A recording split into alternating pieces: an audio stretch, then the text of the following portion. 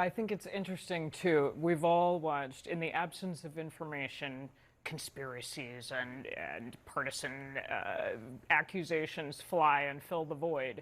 This week, for the first couple of days, we had a void in terms of identity. We didn't know who, we didn't have a suspect, we didn't have identity, and we didn't have motive.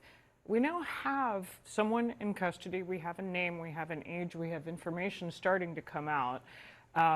According to county officials, this 22-year-old was registered to vote, had not voted, grew up in a home with Republican parents, and yet we still don't have really any idea about motive as we continue to piece this together, but we have not watched President Trump back off his rhetoric or his aides backing off rhetoric about the radical left, which we don't know, but there is no evidence to support that right now. Yeah. There is radical left with fingerprints on it. Some outlets are reporting that the suspect lived with a transgender partner.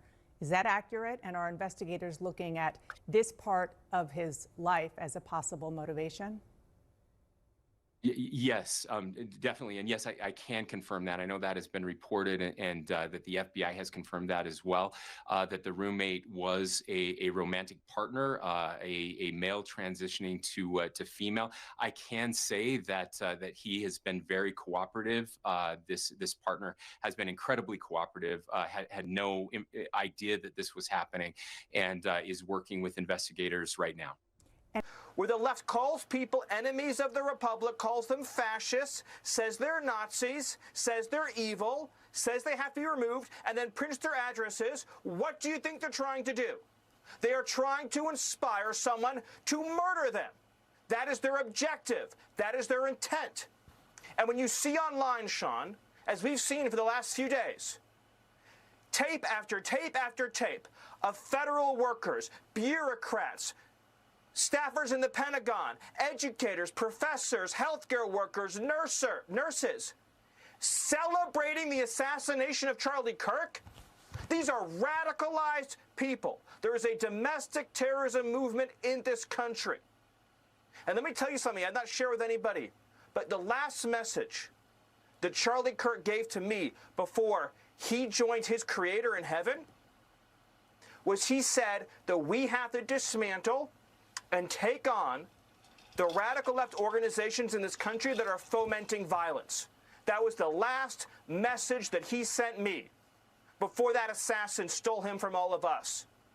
And we are going to do that under President Trump's leadership.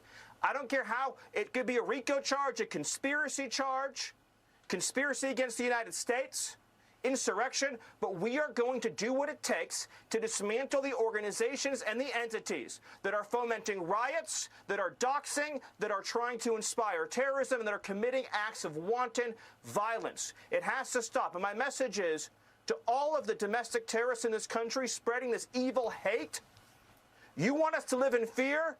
We will not live in fear, but you will live in exile. The sanctimonious Democrats are back at it again, trying to, I guess, sugarcoat and deflect from this breaking revelation about the roommate actually being a romantic partner of the shooter, of Charlie Kirk's killer, Tyler. And I want to kind of bring up some of the interesting things that the media is trying to do and a lot of left-wingers are trying to do. I've been seeing commonly online that leftists are trying to absolve themselves of all responsibility on this. They trying to pretend that all this rhetoric is coming from one side and it's a symptom of the right-wing problem. When guy was Antifa, right? Trans boyfriend, right? That's enough motive. Hey, his motivations was Charlie Kirk was spreading hate. The boyfriend called Lance Twigs adamantly hated conservatism. Family cut him off because he was very aggressive against the ideology. He was a furry with this, a lot of weird stuff. And the left and the corporate media, the leftists on corporate media, mainstream Democrats are trying to tell you that somehow his politics was ambiguous. He possibly could have been a Gorper or whatever the hell the far right person is of the time. The corporate media immediately ran with a narrative that Charlie Kirk's killer was right wing. Let's check in on that. Kirk's killer lived with his transgender boyfriend. He carved Antifa and LGBTQ slogans into his bullets. And this makes Tyler Robinson LGBTQ. And some of the people are going to say, liberals out here are going to say, well, how? He's dating a woman. Trans women are male. He's gay. Tyler Robinson is gay. He may be confused, but he's gay. There's nothing wrong with being gay, but let's call a spade a spade. If you look at stats, and I talked about this before, I had videos of this on this channel before when I talk about cultural stuff. 90 what? It's like 91, 95% of straight men would not date a trans woman. You're going to hear that again. 95% of straight men, heterosexual men, said that they would not date a transgender woman. Right? And if you look at political beliefs, if you look at men based on political beliefs, left-wing men are more open to dating trans women than right-wing men. But Tyler Robinson is a right-winger, according to the left. The amount of mental gymnastics and the amount of denial that the left has to go to try to make the case that their rhetoric wasn't one of the driving factors into the way this man saw Charlie Kirk as evil, demonic, a man that was spreading hate, a racist, all these bad things that they want to highlight to Charlie Kirk to assassinate his character. You got left-wing media taking these angles like, oh, you spread hate, don't be surprised when hate comes back at you, right? Finding ways to minimize this. Finding ways to make it seem like, oh, it's a problem on both sides. They're taking pot shots at each other, naming two Democratic presidents that recently got targeted for assassination. I'm waiting. Donald Trump got targeted for assassination 3 times. One was almost successful. I tell you numerous stories about a Republican congresswoman getting attacked, killed. They'll hit me back with the Minnesota, Josh Shapiro. But the Josh Shapiro guy, he was a pro-Palestine guy. Is that a right-winger? If this guy was right-wing, if Tyler Robinson was right-wing, I would admit it. But there's too many instances pointing to the probability that he's not. And my argument is based on probability. What are the probability? What are the odds? Are the odds in your favor if me and you, leftists, watching this video, probably putting a dislike button right now on my video? If you had to make a bet that, hey, you had to pick what political affiliation is Tyler Robinson on, left or right, what are the odds? Are the odds in your favor or against your favor? And this is how I make my arguments. All this stuff, he's carving LGBTQ stuff, slogans. His family called him a radical leftist. Law enforcement called him a left-wing activist. There's news reports coming out that he was working. It's possible he was working with other left-wing organizations and left-wing protesting groups, activist groups. And you still want to say his politics is inconspicuous. We don't know what his motives are. He killed Charlie Kirk. His motives is political. It's obvious. Your actions speak louder than your words, but on the left, your words matter more than your actions, apparently. But, I digress. I want to play more of the Democrats continuing trying to lecture conservatives across the political aisle about how they need to tone down their rhetoric. And I'll give you more instances of how the left want to put this game of pretend, but their actions show that this is just nothing more than lip service. Let's take a look. Mr. Secretary, I do want to get your response to some of what we've heard from the president. This from the Oval Office just this week. Take a look.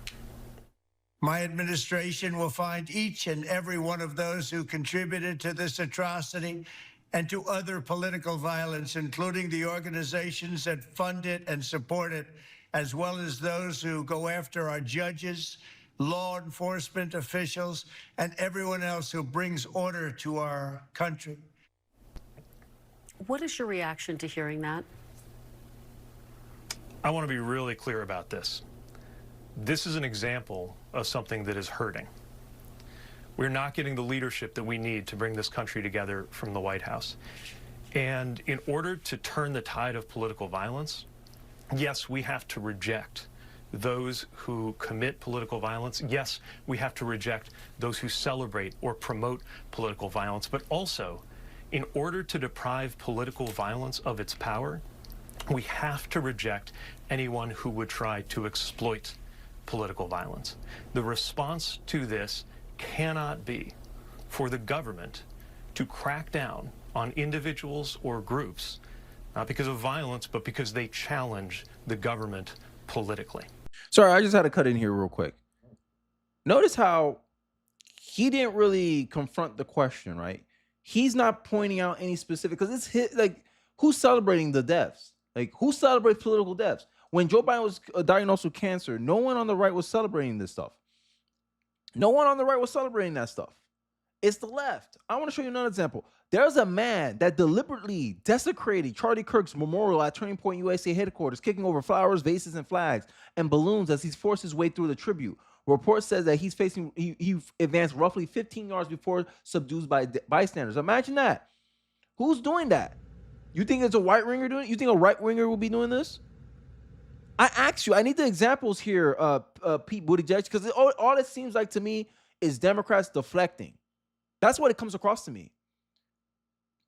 The left don't want to take credit for the assassination of Charlie Kirk, but they sure do hell want to celebrate it. You can't have it both ways. We see you for what you are. And instead of admitting that, they don't. They want to deflect. They want to refuse responsibility. Here's Brian Kazaskine, one of the liberals that I use as an avatar of some of the concerns and things that I have a problem with liberals for. If you're a man who has a relationship with a trans woman, you're in a heterosexual relationship because she's a woman and you're a man. According to what? Not science, not reality, maybe to your liberal imagination. And this is what I'm talking about. Liberals live more in imagination than in reality. I wonder why people are leaving the left. Matt Walsh called this out 3 weeks ago. Remember, the trans agenda is losing. They're losing on every playing field in every arena of American life. We're defeating them politically. We're defeating them culturally. But understand this. Now is precisely the moment when trans militants are the most dangerous. They have lost. The game is over, and now they're more desperate than ever. More full of hate and anger than ever before. They're going down, but they'll take as many sane, normal people with them if they can. It's going to get worse before it gets better. Be on your guard. 2 weeks ago, after I tweeted this, Charlie Kirk was murdered by a deranged LGBTQ extremists with a trans boyfriend. When I say that these people are very dangerous, it's not fear-mongering, it's the truth. Now I'm saying it again. It will get worse. We have to take this threat seriously. And what are Democrats doing? Are they lowering down the temperature? No. All they're doing is still criticizing, still politicizing the whole event, try to get mad at Trump's response. Oh, Trump has to have a better response. How about you stop following Democrats stop following Republicans? How about Democrats meet the moment and set an example instead of doing this tick-for-tat crap? Because at the end of the day, if you do this tick-for-tat crap, in my opinion, Republicans are going to win that game. Because it's their people that's getting killed, not your people. And even the Democratic lawmakers that got shot in Minnesota, you can make the argument that the reason why these Democratic lawmakers got shot in Minnesota is because they went against a policy that far leftists wanted indoctrinated in Minnesota, and they got in the way of that. Because the assassin had no King's protest flyers in his possessions, in the recovered possessions. The man said Tim Walsh told him to do so, but Democrats don't want to take any accountability for their rhetoric like this. The reason that he is seen as a divisive figure and why the left has had a reaction as well in this is because he has been known to make racist statements, to say that, you know, if he were to see a black pilot, he wouldn't necessarily trust their ability to fly a plane. He has also said that it was a mistake to pass the Civil Rights Act and has definitely lobbed a number of attacks on transgender individuals. And so there's a lot across the LGBTQ advocacy space who are opposed to him. And I think you're seeing right now in the aftermath of his horrific and tragic killing that there are two things that are happening, which is the rightful condemnation that political violence across the board is wrong, should never happen. But then the administration and the White House and the Republican movement essentially trying to revise a bit of the history of his legacy. And that is something that is also being talked about. When I represent a state like Pennsylvania, that keeps you honest. And you always can't forget that a lot of Americans happen to disagree with you. That does not mean that they are fascists or now they want to shred the Constitution. But when you hear some Democrats saying Trump is acting like an autocrat. Yeah, no, that's the thing. If you actually compare him to an actual autocrat, that is not just that. Now, last night, for example, people were complaining. They were protesting about, oh, that's the Hitler thing. You just don't ever compare anyone to Hitler and those kinds of extreme things. And now look what happened to Charlie Kirk. I mean, the man was shot. Now, we have to turn the temperature down. It's like we can't compare people to these kinds of figures in history. And this is not an autocrat. This is a product of a democratic election. It's like I participated in that. It was safe and it was secure. We lost. And the America people put us in the minority. And now that's democracy. And I revere democracy. I may not like the outcome, but I have to respect that, and I have to find and work through this. And that, I do believe that's what's appropriate. So you don't think that Trump is at all shattering any of the norms of democracy in any way? I'm saying he's definitely different, but that's what America voted for. Again, I don't agree with many of these things, but that does not make him an autocrat. That does not make someone, or compare him to people like Hitler and these other outlandish things. I think the number one reason why I'm making this video is that it's not both sides. You can't. It's not even close. You run up the tally score on the right versus the left, and the political violence is disproportionately coming from the left. I don't care what their funded stats from NGOs that's heavily liberal tells you. 76% of Democrats, right, the majority of Democrats believe that it's politically justified for someone to die politically, for political reasons. This is justified. A political assassination is justified.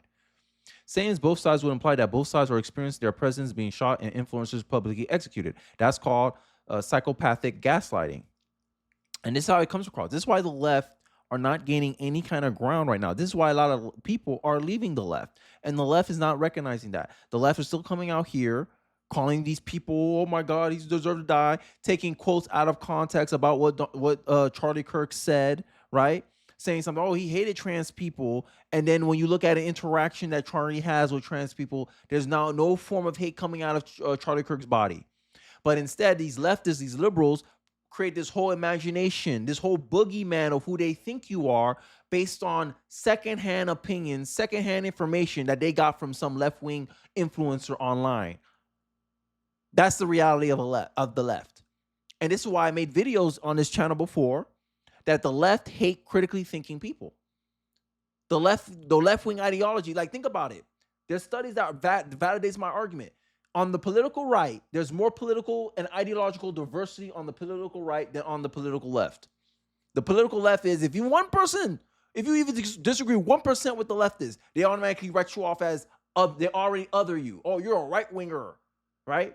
And you don't think this extremist kind of political ideology, this kind of political culture festering in the left won't have any ramifications when it comes to political violence? But what I see is a lack of acknowledgement from the mainstream media, from liberals, because of their liberal bias. They never want to see themselves as the bad guy. This is why they're grasping at straws right now with this low probability chance that this guy is a right-winger. And my argument is based on, hey, it's possible Tyler Robinson could have been a right-winger. But the probability is very low that he is one. And that's my argument. Liberals are making this argument based on possibility. I'm making my arguments based on probability. And I want to end off this with this segment here on Piers Morgan. Well, Piers, thank you for having me, and hello to everybody on the panel. Piers, I'm sorry, but trying to compare a photo of a Pelosi hammer for a Halloween thing to somebody getting shot in the neck in front of his family at a campus is unbelievable. The fact that you're trying to make the two comparison is absurd, okay? And if we want to, since you're on the left and you have those beliefs, give me something that the left is positive about. Because from what we're seeing, they're pro-abortion, they're pro-celebrating assassination, they're pro-open border.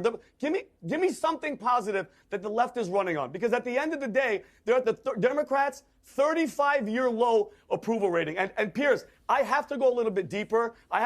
This isn't about left, this isn't about right. Charlie was a proponent. He was a Christian praising Jesus Christ everywhere that he went. And I think that's where we are, Piers. Ephesians chapter 6, verse 12 says, for we not wrestle with flesh and blood, Piers. It's principalities, it's evil, it's dark forces in high places. And it drives me crazy, Piers. I know I said Batia, right? But Batia made this argument that it's hard for people on the right to listen to the people on the left, because the first go-to that the left is trying to do is deny. Right? She made this argument long ago. I think it's one of the previous videos, and maybe I got mixed up. But I like what he brought up here is that I honestly believe it is evil, because which side condones and tries to normalize mental illness? It's the left. And I believe there's a lot of mentally ill people on the left. You see the stats. Gen Z liberal women, oh my God, y'all got problems. Most likely to be depressed, most likely to be on antidepressant, most likely to need to go to therapy, less satisfied with their lives. Liberal.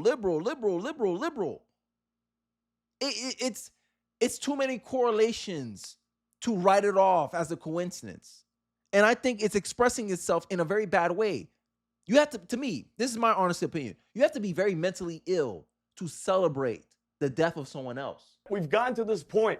And when Tim Walsh and these people are like, well, I woke up, I wanted to hear bad news. Hearing TMZ lying when their freaking people are back there cheering of a murder of a guy that did what, Piers? He went to college campuses. He was peaceful. He just wanted to have a debate, a conversation. And it is the left. Okay, when Joe Biden got diagnosed with colon cancer, who was celebrating? How many thousands of people were out there praying and hoping for this guy to recover? Okay, no, there's something that's captured, Pierre. That image, that montage that you played, did you see the eyes of these people? Yeah. They are captured by something dark, and they don't even know it, Piers. That's where we are. And I want to say something, Piers, before I give it back.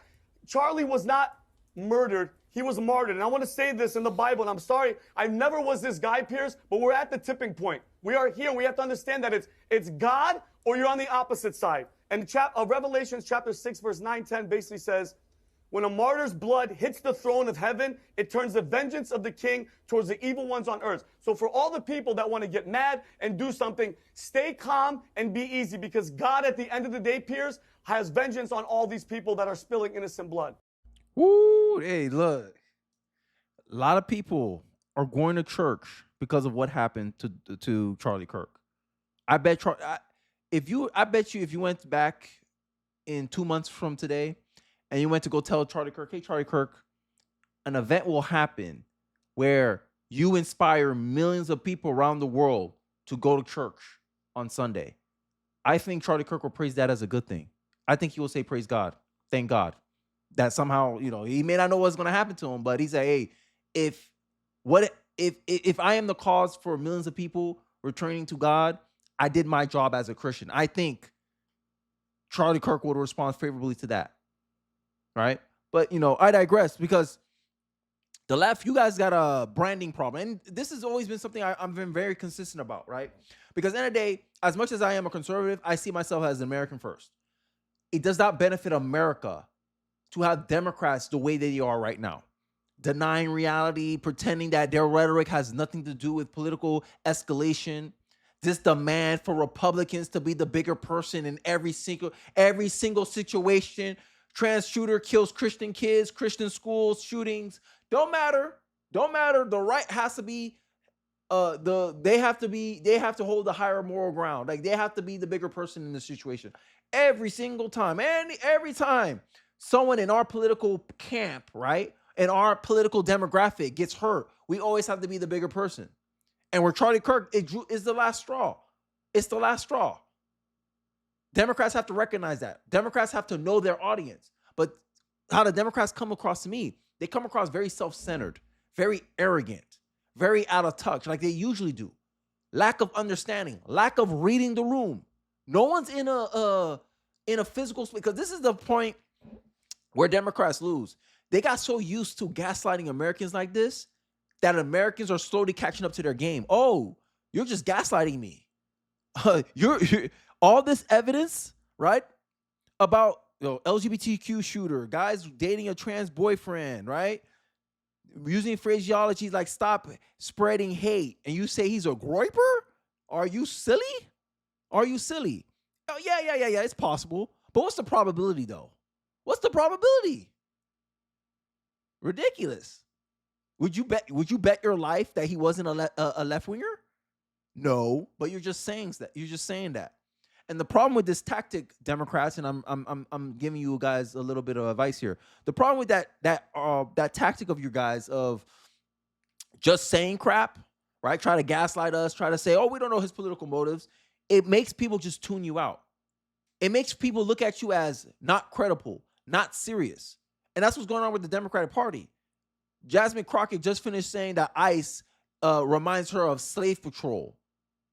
Yes, Jasmine Crockett said that right after what happened recent. Like, read the room, Democrats. Read the effing room.